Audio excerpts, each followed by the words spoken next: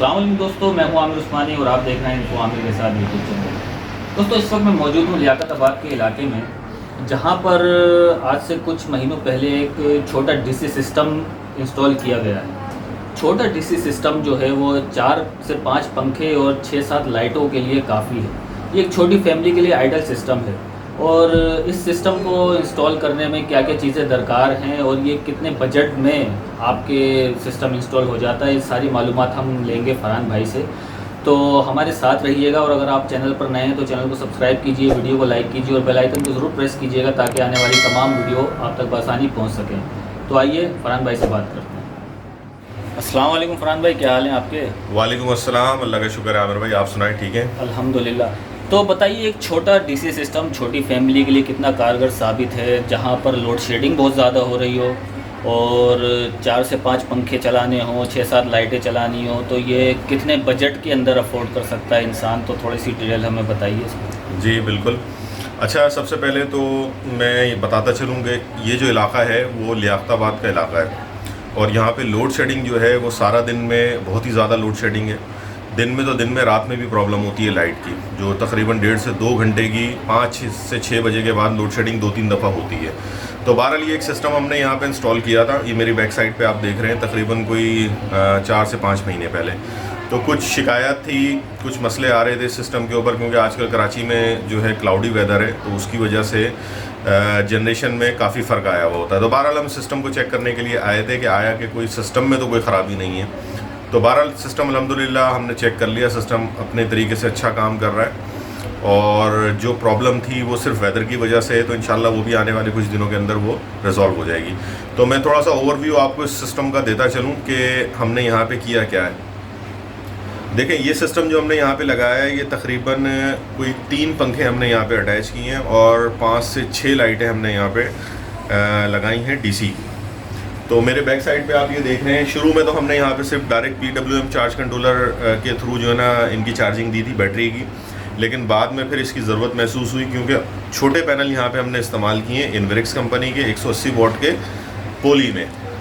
तो बहरहाल जब हमने MPPT लगाया तो MPPT से फिर इनको जो है वो बैटरी चार्जिंग भी अच्छी मिली और रिज़ल्ट भी अच्छा मिला। तो ये मेरी बैक साइड पे आप देख रहे हैं, यहाँ पे फोर्स का MPPT यहाँ पे हमने इस्तेमाल किया है। तो आमिर भाई, ये मेरे बैक साइड पे आप देख रहे हैं, यहाँ पे हमने MPPT लगाया है इन 3 पैनल्स के साथ, ताकि बैटरी चार्जिंग जो है वो सुबह में और शाम में आपको अच्छे तरीके से मिल सके। और उसके साथ ही ये आप देख रहे हैं, ये PWM चार्ज कंट्रोलर लगाया है यहाँ पे, ये बैटरी को डीप डिस्चार्ज होने से महफूज रखता है। तो बहुत सारे लोगों का सवालात होते हैं कि आपने MPPT और PWM साथ क्यों लगाया, तो उसका भी मैं जवाब देता चलूँ आपके चैनल के तवस्सुस से कि ये इसका जो काम है ना MPPT का, इसका काम है बैटरी को चार्ज करना, इसका काम है बैटरी को डीप डिस्चार्ज होने से महफूज रखना। तो ये दोनों अपनी जगह अलग अलग काम कर रहे होते हैं। तो बहरहाल उसके साथ ही एक अदर हमने DP यहाँ पे डिज़ाइन की, जिसके ऊपर हमने एक DC का ब्रेकर लगाया इनके लोड के ऊपर, ये आप देख सकते हैं।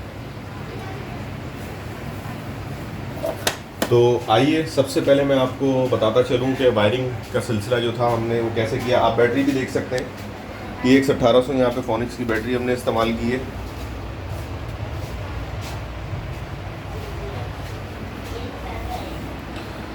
तो सबसे पहले मैं आपको, ये इनका बरामदे का पोर्शन है, यहाँ पे मैं आपको दिखाता चलूँ। तो ये एक अदद हमने यहाँ पे इनको DC की लाइट दी है और ओसाका का यहाँ पे बल्ब लगा हुआ है, बहुत ही अच्छे बल्ब होते हैं, वारंटी में आते हैं। इसी तरीके से ये इनका किचन का पोर्शन है, किचन के पोर्शन में हमने एक अदद लाइट यहाँ पे दी है इनको। और इसी तरीके से ये हमारी वायरिंग होती हुई जा रही है यहाँ से, ये आप देख सकते हैं ये। और ये इस कमरे के अंदर जो इनका मेन कॉमन रूम है, यहाँ पे खुर्शीद का पंखा लगाया है हमने और इसको कनेक्ट किया है। और इसी तरीके से इस कमरे के अंदर ये एक बल्ब दिया हुआ है। तो बाकी इनके 2 कमरे रह जाते हैं, एक कमरा ये है, एक कमरा ये है। इस कमरे के बारे में भी आपको बताते चलें।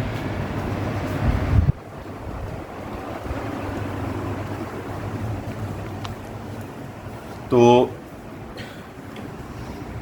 यहाँ पे ये स्विच बोर्ड लगाया हुआ है इनका और 2 लाइटों का कनेक्शन हमने यहाँ पे किए हैं। एक लाइट यहाँ पे लगी हुई है इनकी और एक लाइट ये है। और इसी तरीके से ये पंखा कनेक्ट किया हुआ है। तो ये आप देख सकते हैं कि किस तरीके से यहाँ पे वायरिंग की है चैनल पट्टी के थ्रू। बिल्कुल छत के साथ साथ जो है वो वायर चलाई गई है। तो ये एक बोर्ड यहाँ पे हमने डिज़ाइन किया है इस कमरे के लिए। इसी तरीके से आ जाए, अब मैं आपको तीसरे कमरे में दिखाता चलूँ। अच्छा देखें, ये तीसरा कमरा है इनका। तो यहाँ पे हमने अलग से कोई बोर्ड लगाने के बजाय इनका जो पुराना जो बोर्ड था उसी के अंदर हमने यहाँ पे कनेक्शंस कर दिए। ये 3 स्विच जो लगाए हैं हमने वो 2 लाइटों के ऊपर हैं और एक पंखे के ऊपर है। तो ये देख सकते हैं एक बल्ब ये है, ये थोड़ा सा डिम हो गया, चेंज होने वाला है। और इसी तरीके से जो है वो ये वाला एक बल्ब है और ये पंखा लगा हुआ है इनका खुर्शीद का। तो ये चैनल पट्टी के थ्रू ये देख रहे हैं आप, ये सारी वायरिंग जा रही है और इसी तरीके से ये वायरिंग यहाँ से एंटर हो रही है। इसी के पीछे जो है ना हमारा MPPT लगा हुआ है। तो ये इनके घर की वायरिंग है। ठीक है फरहान भाई, ये तो आपने तमाम डिटेल बता। अच्छा, थोड़े से बजट के ऊपर आ जाएं कि इस छोटे सिस्टम के ऊपर हमारा कितना बजट लग जाता है और ये तमाम जो है इसकी क्या कॉस्ट आ रही है। आमिर भाई देखें, बजट तो 12 वोल्ट का जो सिस्टम है ना वो आपकी जेब के हिसाब से डिज़ाइन हो सकता है। तो यहाँ की अगर मिसाल ली जाए तो यहाँ पे हमने 3 छोटे पैनल लगाए हैं 180 वाट के। तो अगर एक पैनल की आप कॉस्ट लगाएं तो तकरीबन 15,500 से 16,000 रुपये का एक पैनल चल रहा है इस वक्त ना। तो इसके अलावा आप MPPT के अगर प्राइस पता करें तो MPPT के प्राइस इस वक्त तकरीबन कोई 13-14 हज़ार रुपये का मार्केट में ये बासानी आपको मिल जाएगा। बाकी इसके अलावा PWM चार्ज कंट्रोलर है, ब्रेकर्स वगैरह हैं, ये तकरीबन जो है 2,500 से 3,000 रुपये तक के इसकी कॉस्ट आ जाती है। असल कॉस्ट जो DC सिस्टम के अंदर आती है ना वो आती है वायरिंग की। तो वायरिंग क्योंकि इसकी ऐसी होती है कि हर पंखे की या हर लाइट के लिए हमें अलग से तार खींचनी पड़ती है, कंट्रोलर तक लेके आनी पड़ती है, तो उसमें तार का खर्चा ज़्यादा होता है। अच्छा, आपकी बात काट के आप कह रहे हैं कि अगर मतलब एक कमरे के अंदर एक पंखा और एक बल्ब लगा हुआ है तो उन दोनों की वायरिंग अलग अलग जाएगी? जी बिल्कुल अलग अलग जाएगी। अगर आप शेयरिंग करेंगे लाइट के साथ पंखे को या पंखे के साथ लाइट को तो वो लाजमी तौर पे जब कोई एक चीज़ आप ऑन करेंगे उसके साथ जब दूसरी चीज़ ऑन होगी उसके साथ जो लगी हुई है वो लाजमी तौर पे डिम हो जाएगी पहली चीज़। तो इसलिए क्योंकि DC एम्पेयर होते हैं इसमें डिस्टेंस का ख्याल रखना पड़ता है। जब भी डिस्टेंस आपका बढ़ेगा आपको वायर का गेज बढ़ाना पड़ेगा, तब जाके ये सिस्टम सही काम कर रहा होता है। तो बहरहाल हमने अलग अलग हर पंखे की वायर अलग दी, हर लाइट की वायर हमने अलग खींची है। तो बहरहाल वायरिंग की कॉस्ट अगर इसकी निकाली जाए तो तकरीबन कोई 20 से 25 हज़ार रुपये तक का इसमें तार लगा है, जिसमें DC की केबल भी शामिल है। DC की केबल हमने यहाँ पे तकरीबन कोई 4 mm की इस्तेमाल की है, टिन कोटेड।